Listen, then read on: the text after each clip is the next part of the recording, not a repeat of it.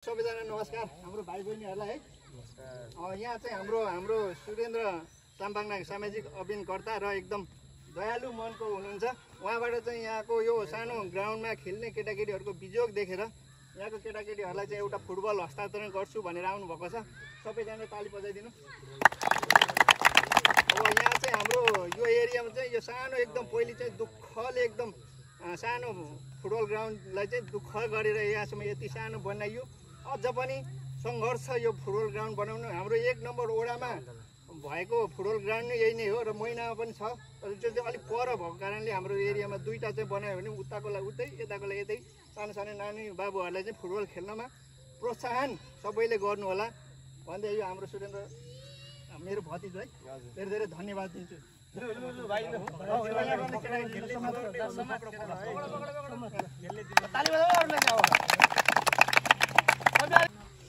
सम्पूर्ण नमस्कार। म सुरेन्द्र साम्बाङ राई अनि आज चाहिँ म यो रूपनी मेरो छिमेकी गाउँ हो। वडा चाहिँ एउटै वडा पर्छ तर मेरो छिमेकी गाउँ हो।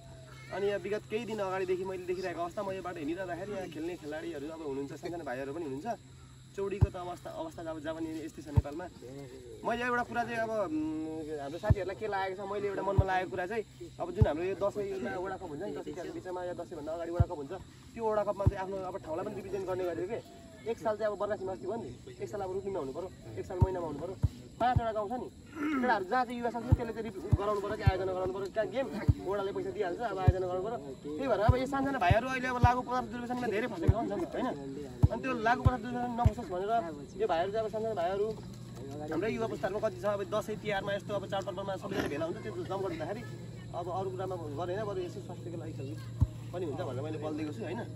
अनि अब मेरो साथी छ यहाँनिर अब ज्ञानु दालले पनि 2 शब्द बोल्छ। सम्पूर्णमा नमस्कार। म ज्ञानु दाल।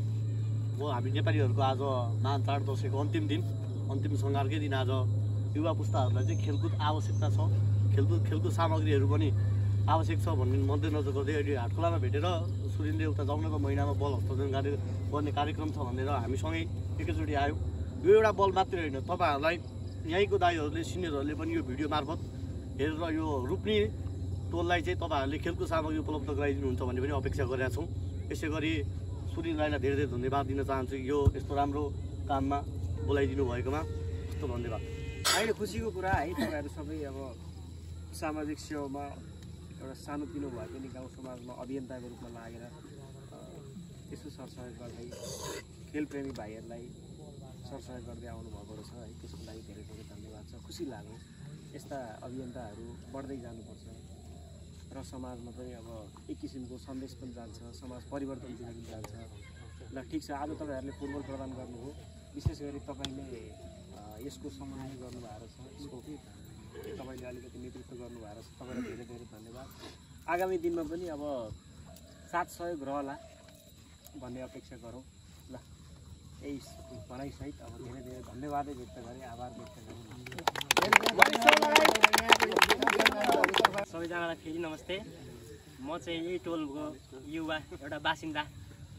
यहाँ हाम्रो साथी सुरेन्द्र साम्बाङले चाहिँ हाम्रो रूपनीको भाइ युवा साथीहरूलाई एउटा बल हस्तान्तरण गर्नुभएको छ होइन, भाइ बहिनीहरूलाई सहयोग पुगोस् भनेर। यहाँ रूपनीमा मात्र नभएर उहाँले चाहिँ बर्गाची, मैना होइन, धनगढी, हाटखोला सबैतिर एक एकवटा बल हस्तान्तरण गर्दै गर्दै यहाँ रूपनी पनि आइपुग्नु भएको छ। उहाँलाई चाहिँ हाम्रो तर्फबाट धेरै धेरै धन्यवाद। अर्कै बोल्न इच्छुक हुनुहुन्छ साथीहरू? अङ्कल केही भन्ने?